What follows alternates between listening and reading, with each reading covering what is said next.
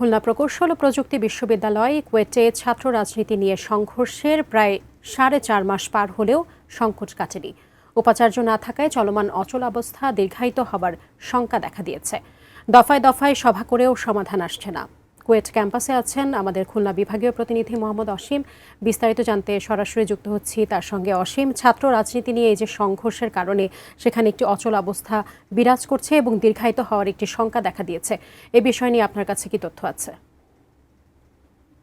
দেখুন, গত 18ই ফেব্রুয়ারি ছাত্র রাজনীতিকে বন্ধ করে যে কেন্দ্র করে যে সংঘর্ষের ঘটনা ঘটেছিল, তারপরে কিন্তু ছাত্রদের দাবির মুখে তৎকালীন যে ভিসি ছিল তাকে অপসারণ করেছিল সরকার। তারপরে নূতন ভিসি নিয়োগ দিয়েছিল, তবে সেই ভিসিও কিন্তু দীর্ঘায়িত হতে পারেনি। সেই ভিসি যে সেই সংকট কাটাতে পারেনি, যার ফলে ভিসি গত মে মাসের 22 মে কিন্তু তিনি পদত্যাগ করে কুয়েট ক্যাম্পাস ছেড়ে রাতের আধারে চলে গিয়েছে। তারপরে শিক্ষকরা যে দাবি রয়েছেন যে 18ই ফেব্রুয়ারি যে সংঘর্ষ হয়েছিল, সেই সংঘর্ষের ঘটনায় তৎকালীন সময়ে শিক্ষকদের যে লাঞ্ছনার ঘটনা ঘটেছিল, শিক্ষকরা বিচার দাবি করেছে। সেই বিচারও এখন পর্যন্ত হয়নি, যে কারণে শিক্ষকরা একাডেমিক কার্যক্রমে ফিরছে না। আসলে যেই এই সংকট কাটানো যে কবে উঠবে এ বিষয়ে কিন্তু এখনো পর্যন্ত স্পষ্ট কেউই কিছু বলতে পারছে না। আমি আজও কিন্তু শিক্ষক সমিতির একটি সভা আমি যখন আছি তখন কিন্তু ভিতরে চলছেন সভাটি শেষে হয়তো বা জানা যাবে যে এই সবাই কি সিদ্ধান্ত হয়। তবে এর আগেও কয়েক দফা বৈঠক হয়েছে, তবে সে বৈঠকে কোনো ধরনের সুরাহা হয়নি। তবে এই সুরাহা হবে কিনা সে বিষয়েও কিন্তু কেউই কিছু বলতে পারছে না।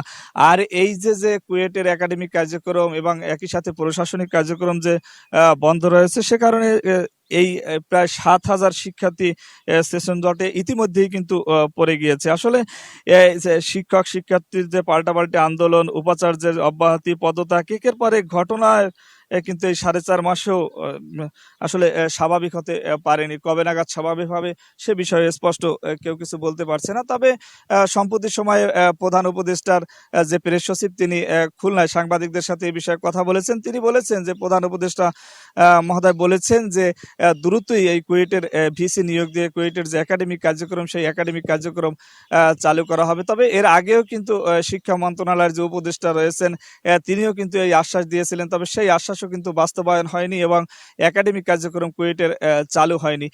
তবে সাজিয়া, আমাদেরকে কিছুক্ষণ সময় অপেক্ষা করতে হবে যে এখন যে বর্তমানে কুয়েটে শিক্ষক সমিতির বৈঠক চলছে, এই বৈঠকে কি সিদ্ধান্ত হয় এবং শিক্ষা মন্ত্রণালয় থেকে কোনো নির্দেশনা আসছে কিনা সে বিষয়ে আমাদেরকে আর কিছু সময় অপেক্ষা করতে হবে। আসলে বলা চলে যে 4.5 মাস ধরেই কুয়েট অস্থির রয়েছে, এখনো সেটি অব্যাহত রয়েছে। আমার কাছে সব মিলিয়ে এই ছিল সাজিয়া কুয়েট ক্যাম্পাস থেকে।